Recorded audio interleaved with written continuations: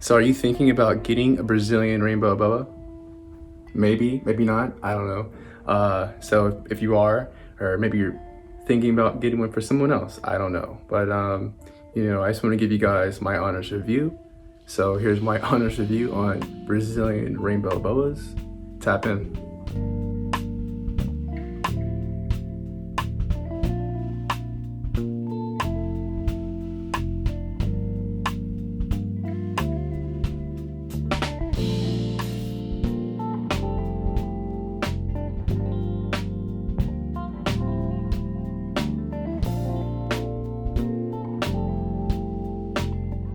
I just want to start off, I guess, by saying that when it comes to animals or even things in life in general, take whatever people say with a grain of salt. Even things that I say, these are just my experiences. I can't say exactly what you will experience, obviously, but I can help you to the best of my ability. To start this off, I guess the best thing to really say is that if you just look at these guys, they're very beautiful. These are some the most beautiful snakes in the world, if I'm being honest with you.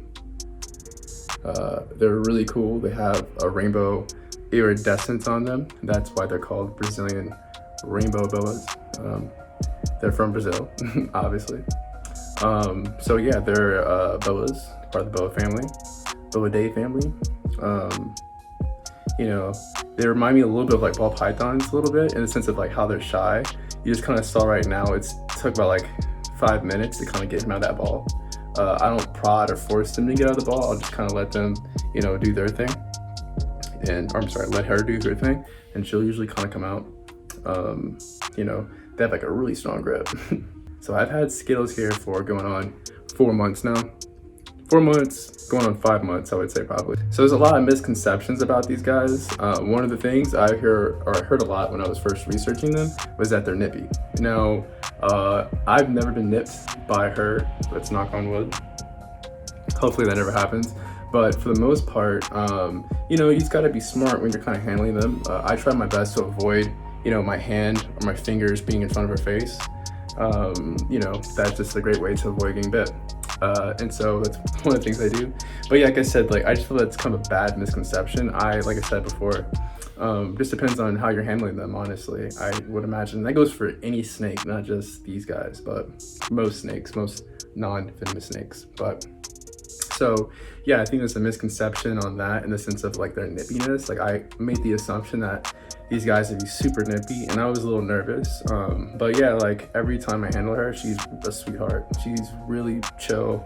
Only one time she got a little scared and kind of ran up my shoulder a little bit, but that was only once. Another complaint that a lot of times I heard, when I was first researching them, was that they're so sensitive that they die easily, and that really scared me. Who wants to invest in an animal that's just gonna die? So that made me really nervous. But long story short, she didn't. She's just fine. So there's this idea that you can't handle them, that they're so sensitive. These things aren't really true. I mean, obviously with any baby snake, you gotta be a little sensitive with them, just because they're kind of fragile. Their tail, for example, you don't want to really be pulling them apart if they're in a ball, stuff like that, manhandling them. Kind of let them do their thing, be the warm treat. So another thing that people will say is their humidity. A lot of people complain that, man, their humidity is too high. It's really hard to keep. And so I'll be honest with you guys. I don't think it's really hard keeping their humidity on point. It really isn't. I keep her humidity at 99%, and it stays at 99% all the time. And that is just because of the substrate that I use. And I use a mix, so jungle mix with either cocoa husk or I would say cocoa husk or cypress mulch. So either two will work. 50-50 with a little water, mix it up, and I'm telling you, your humidity will stay up, boosted. So, if you're using another substrate, whatever, more than likely you're gonna be having to mist down a lot, and that can be kind of stressful for you. It could be kind of bad for your snake, in the sense of it being in too damp or too wet of an environment, which can lead to scale rot. It can lead to respiratory illness as well. Where are you trying to go? So those are just some things to kind of look out, or watch out for.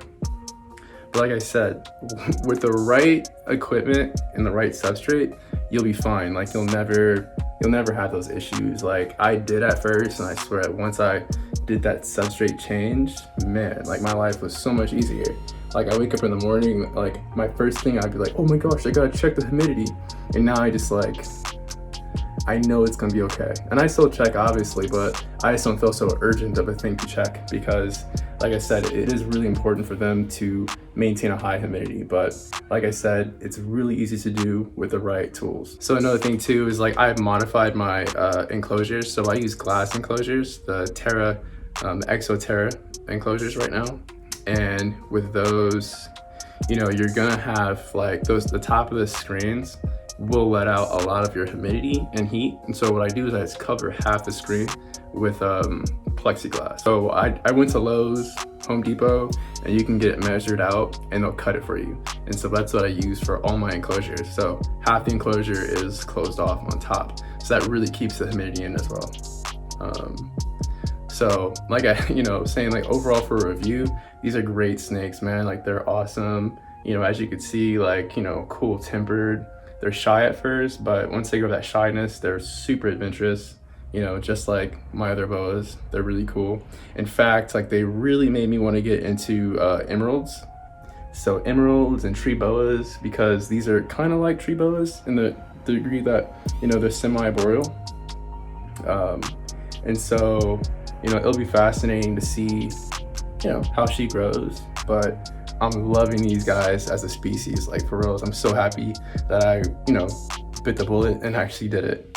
And I definitely implore, if you're interested in them, you know, you're gonna be successful because you're interested. If you're not interested and you're just trying to do something just as like a, you know, for fun for a weekend, then obviously this is not a good pet. But for the long term, if it's something that you want to invest in, I say do it. Just make sure you get the right tools and the right, you know, the right substrate, and you'll be just fine.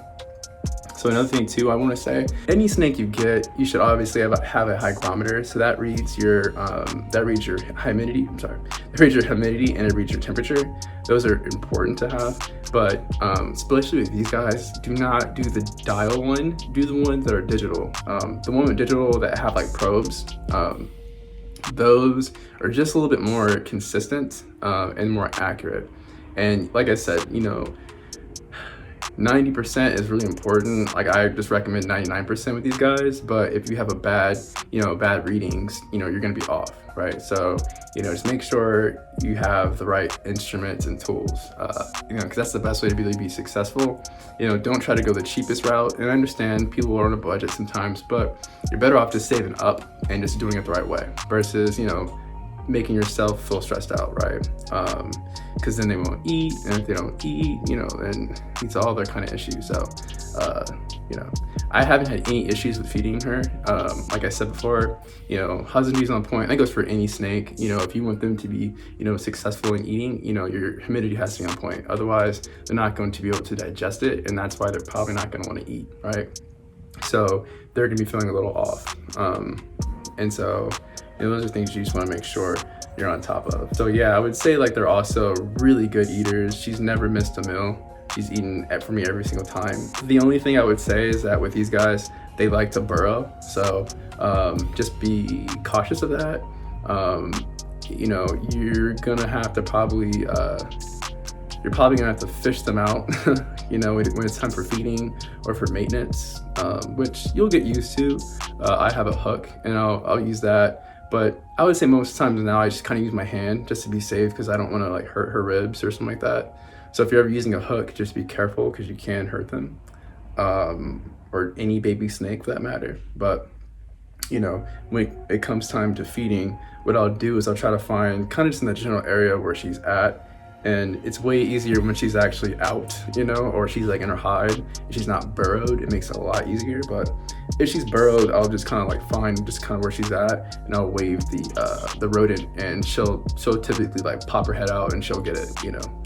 So feeding's not too hard of a thing. So another thing too, like they don't get too big. So that's another thing that's kind of exciting. You know, it's not get to worry about some 9-foot, 10-foot snake. You know, these guys, for the most part, I believe reach about 6-7 feet. Max, you know, which is not too big at all. And so that does it, fam. Thanks for watching. If you have any questions about Brazilian Rainbow Boas or any of my snakes for that matter, make sure you put it in the comments below and I'll get back to you for sure. But yeah, I definitely implore people to try new species if you're really into it. Like I said, if you're into it, you know, you're gonna be successful because the answers are out there for you, you know what I'm saying? Like for the research and whatnot. So, you know, so my point is that you have like the tools and like, you know, the tools and the information's out there for you to be successful with these guys. So, you know, yeah, hands down, would I, you know, advise people to get these? Yes, hands down. And these are amazing snakes. Like, you don't have to really necessarily be, you know, advanced. So, you know, I always thought you had to, but that's not true. I think you can be a beginner. You just have to do your due diligence and your research, and you'll be just fine. So like I said, that does it. If you haven't already, make sure you subscribe so you get more of Skittles and more of my other cool snakes. So that does it. I'm gonna go put her up so she can get back to her nice humidity, her nice humid environment. So that does it. Blkhippiee and Skittles out. Have a great day, great nights. Peace.